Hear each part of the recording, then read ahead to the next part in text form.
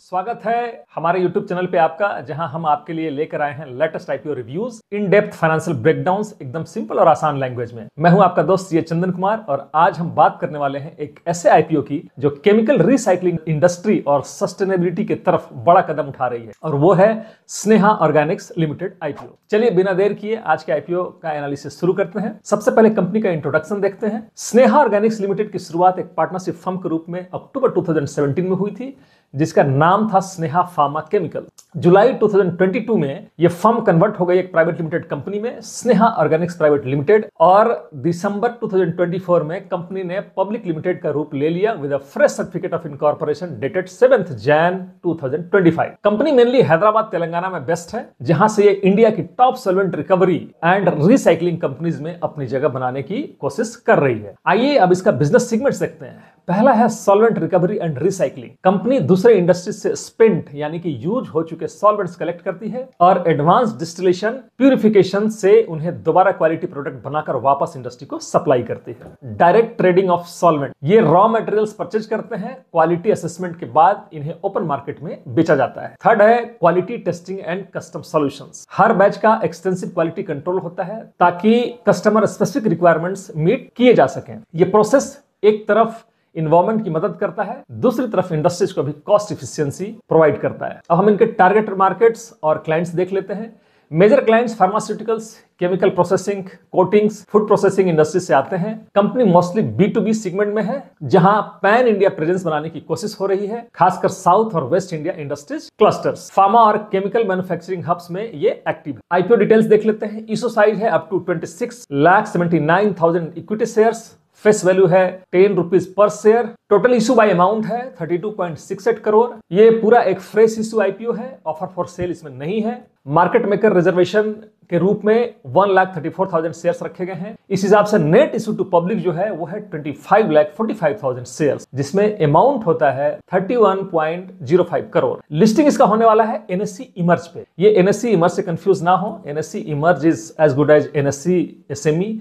BSE के case में हम लोग इसको BSE SME बोलते हैं, लेकिन NSE के केस में हम लोग इसको NSE इमर्ज बोलते हैं। आईपीओ प्रोग्राम इनका देखते हैं। आईपीओ प्रोग्राम में एंकर इन्वेस्टर बिडिंग 28 अगस्त 2025 को होगा। आईपीओ ओपन होगा 29 अगस्त 2025 को। आईपीओ क्लोज हो जाएगा 2 सितंबर 2025 को। अलॉटमेंट का टेंटेटिव डेट है सितंबर 3, 2025 और लिस्टिंग का टेंटेटिव डेट है 5 सितंबर 2025। प्राइस बैंड रखा गया है 115 to 122 रुपीज पर शेयर और लॉट साइज है 1000 शेयर्स का। कैटेगरी एलोकेशन में देखें तो रिटेल शेयर्स ऑफर्ड किए गए हैं 12,10,000 शेयर्स, जो होता है टोटल का 45.17%। अब हम लोग लीड मैनेजर और इनका रजिस्ट्रार देख लेते हैं। बुक रनिंग लीड मैनेजर हैं fast track Finsec private limited, registrar है इनका Skyline financial services private limited. चलिए अब हम इनका आईपीओ ऑब्जेक्टिव्स देख लेते हैं। आईपीओ जो पैसा कलेक्ट करेगी उसका यूज इन 4 मेन चीजों में होगा। पहला है वर्किंग कैपिटल रिक्वायरमेंट्स, यह है 23.94 करोड़ का। रिपेमेंट ऑफ कंपनी लोन्स है 3.50 करोड़ और जनरल कॉर्पोरेट पर्पस और आईपीओ एक्सपेंसेज के लिए जो रेस्ट पैसा होगा उसका इस्तेमाल होगा। सबसे बड़ा पोर्शन वर्किंग कैपिटल के लिए है, यानी raw material purchase, labour,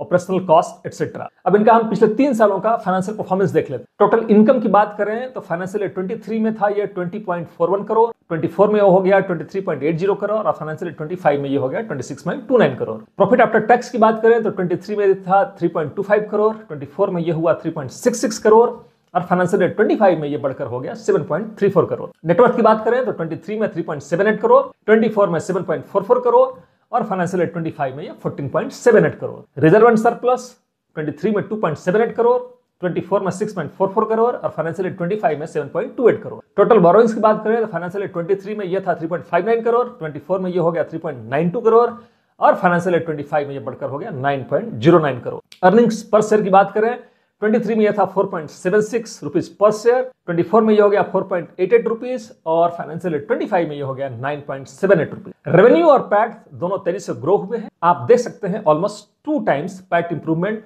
financial year 24 से 25 तक। नेटवर्थ भी डबल के करीब बढ़ी है 1 साल में। बोरोइंग्स की बात करें तो लॉन्ग टर्म बोरोइंग्स मार्च 2025 तक 6.79 करोड़ और शॉर्ट टर्म था 2.30 करोड़। ईपीएस में कंसिस्टेंट इंप्रूवमेंट देखा गया है। अब की रेशियोज देख लेते हैं इनका। आरओई है एज ऑन 31 मार्च 2025 49.66%, मतलब शेयर होल्डर्स के कैपिटल पे स्ट्रॉन्ग रिटर्न। आरओसी की बात करें तो 50.38%, efficient capital utilization, debt to equity ratio is 0.61, manageable level पर डेप्ट है। रिटर्न ऑन नेटवर्थ की बात करें तो 49.66%, इक्विटी होल्डर्स के लिए एक इंप्रेसिव रिटर्न है। पैट मार्जिन की बात करें तो 27.98%, प्रॉफिट आफ्टर टैक्स काफी हेल्दी है।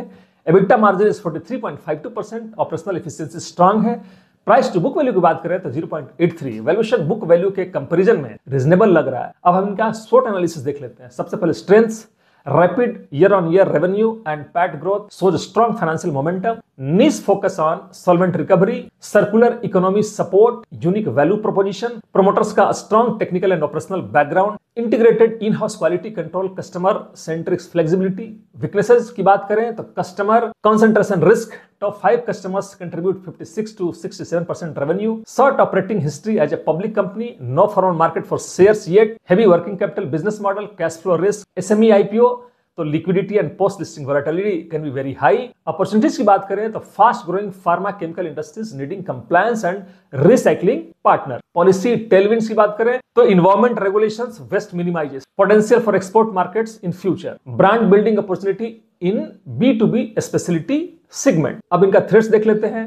हेवी कंप्लायंस रिक्वायरमेंट, इस हिसाब से इन्वायरमेंटल एंड केमिकल सेक्टर में हेवी कंप्लायंस रिक्वायरमेंट होता है। Fluctuating raw material prices can impact margin, aggressive competitions including unorganized player, any sudden industry policy slowdown impacts B2B contract। GMP trend देख लेते हैं। Latest GMP है ₹18 जो update हुआ था 24 अगस्त 2025 को। आईपीओ का प्राइस बैंड रखा गया है ₹122 पर शेयर, यह अपर बैंड है। अगर हम कैप प्राइस में ये GMP को ऐड करें तो एस्टिमेटेड लिस्टिंग प्राइस बनता है ₹140 पर शेयर, मतलब लिस्टिंग के दिन एक्सपेक्टेड गेन है लगभग 14.75% पर share. Grey market premium figure सिर्फ अनऑफिशियली मार्केट सेंटिमेंट्स को दिखाता है।